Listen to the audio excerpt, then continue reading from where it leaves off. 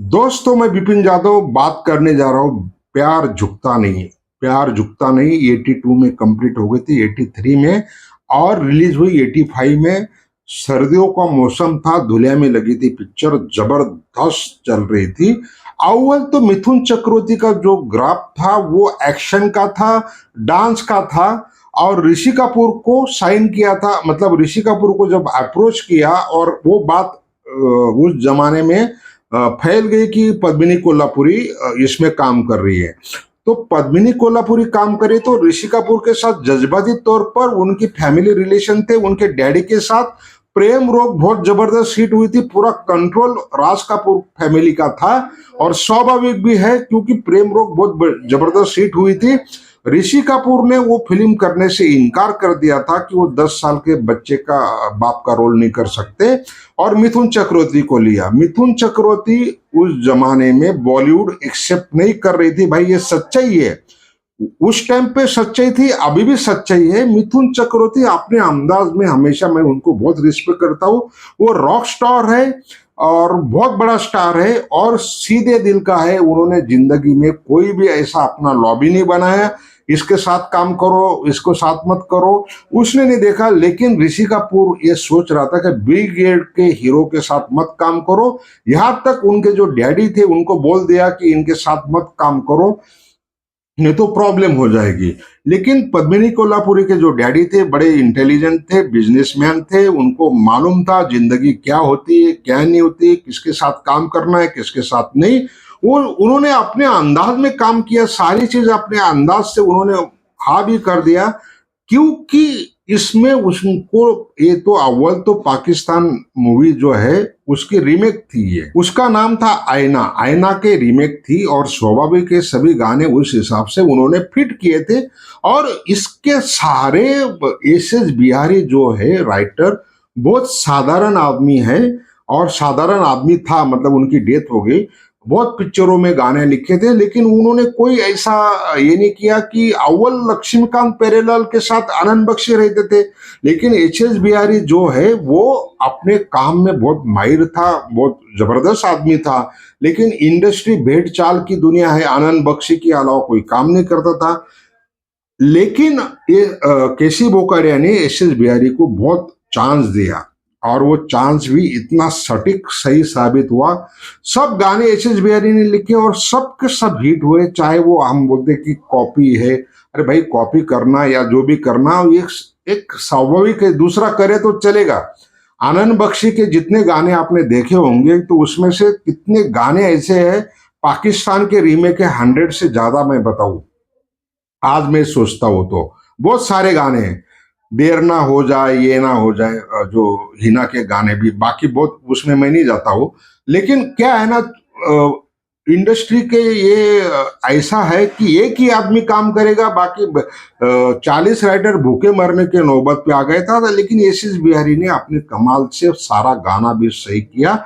विजय सदाना का बहुत अपना योगदान रहा और उतना ही योगदान केसी बोकाड़िया का भी रहा और डैनी का भी रहा। 83 में ये पिक्चर कंप्लीट हो गई। 2 साल पिक्चर रखना कोई मामूली खेल नहीं था और उसको रिलीज करना वापस बहुत दुखदायक होता है। भाई माफ करना, मैं केसी बोकाड़िया का बहुत धन्यवाद दूं। उसके अंदर, उनके अंदर बहुत पैशनेट फिल्म मेकर है। मैंने एक वीडियो भी बनाया था क्योंकि भाई आपने जेब के 40 लाख रुपया डाल दो और 2 साल तक कुछ नतीजा ना निकले, वो फैमिली ने क्या देखा होगा। आप कौन सी दुनिया में है भाई। आज तो आप इंडस्ट्री तो पूरी बदल गई, कॉर्पोरेट हो गया, कोई उसकी हिसाब किताब नहीं रह गया, ग्लैमरस हो गए और एक दूसरे की टांग खींचते। उस दौरान आपके मतलब 40 लाख बहुत बड़ा अमाउंट होता है।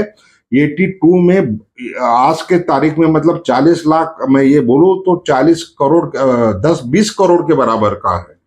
तो 2 साल उन्होंने अपना हिसाब से डिस्ट्रीब्यूशन, जब कोई नहीं मिला खुद रिलीज किया पिक्चर।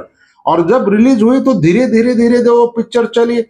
खुद मैं उस जमाने में 16 साल का था जब पिक्चर देखने गया तो मिथुन चक्रवर्ती की तो ये इमेज थी कि वो एक्शन करता है, डांस करता है, लेकिन उसने पूरी फिल्म में कोई मारा मारी ही नहीं है, सिर्फ डायलॉग बाजी और गाने हैं। लेकिन फिल्म जो है इमोशनल स्टोरी थी और इमोशनल कहानी के ऊपर एक बनाई गई थी पिक्चर, तो स्वाभाविक है बहुत हिट थी।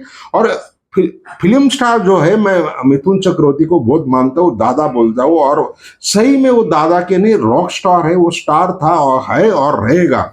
उन्होंने जितने भी काम किए, कोई लॉबी नहीं बनाया, उन्होंने अपना कोई इतना सेक्रेटरी नहीं रखे, सीधी बात करता था, जो भी आता था सारी बात करता था, सीधी बात करके फिल्म में भी उन्होंने ऐसा कोई लेवल नहीं रखा कि जो आए उसकी पिक्चर कर दी और हिट हो जाती थी। प्यार झुकता ही नहीं तो 85 में तो नंबर 1 पिक्चर थी और सारे रिकॉर्ड भी ब्रेक हुए हैं। तो रॉक स्टार के लिए फिल्म बनाना और डिस्ट्रीब्यूटर डायरेक्टर के लिए फिल्म बनाना और नए प्रोड्यूसर को एस्टेब्लिश होना कितना तकलीफ होता है, ऋषि कपूर किसी भी तरह से मानने के लिए तैयार नहीं था कि मिथुन चक्रवर्ती जो है वो तो बी स्टार है, बी ग्रेड का स्टार है, उसके साथ क्यों काम कर रहे हो। और पद्मिनी कोल्हापुरी के डैडी को भी बहुत प्रेशर किया, लेकिन उनके डैडी बहुत बिजनेसमैन थे, उनको मालूम है जिंदगी क्या होती है क्या नहीं, किसके साथ काम करना है।